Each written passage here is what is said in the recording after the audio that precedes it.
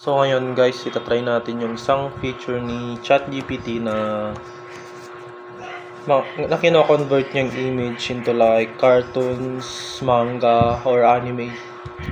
Isa dito is yung Ghibli, itatry natin yun. So, una, eto. Maglalagay muna tayo ng image natin. Yan.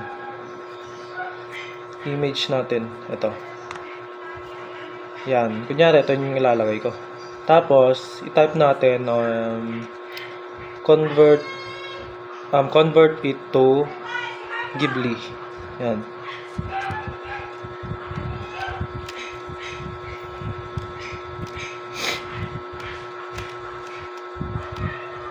Yan. Search natin. Yan. Antayin lang natin siya na i-convert niya kasi medyo matagal din to eh. Yan. So,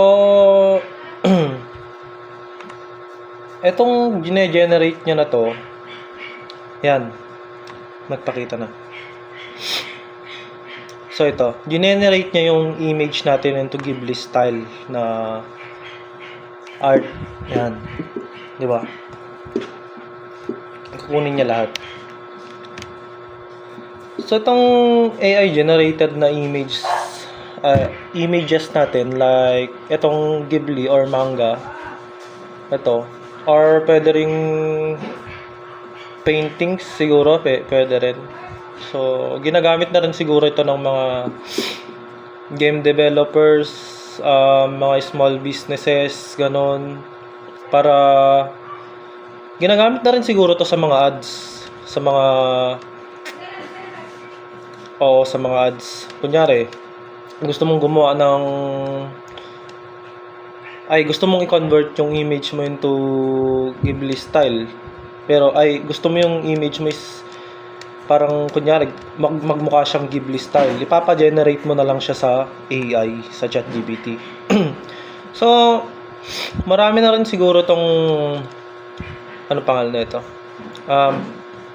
Natutulungan ng mga small businesses na gusto rin makagawa ng ganito kagandang image. Yan, 'di ba? Papa-generate mo na lang sa kanya.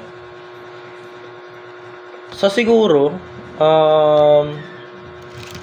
sa karamihan ng users nito, game developers, sabi ko nga, small businesses, ganyan, 'di ba?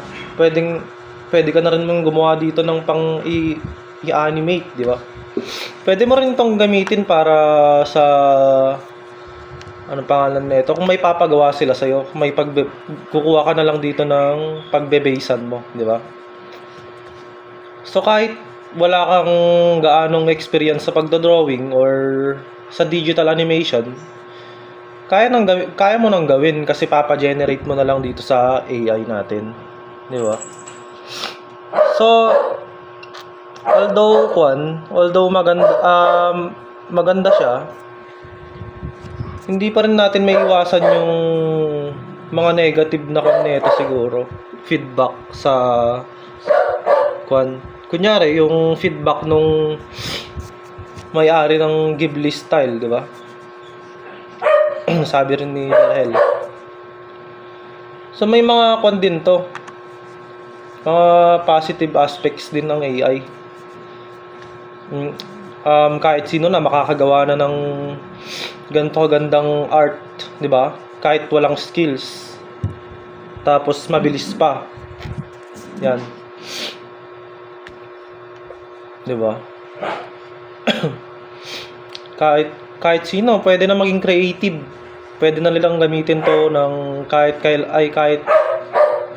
anong oras nila gustong gamitin. So, yun lang naman.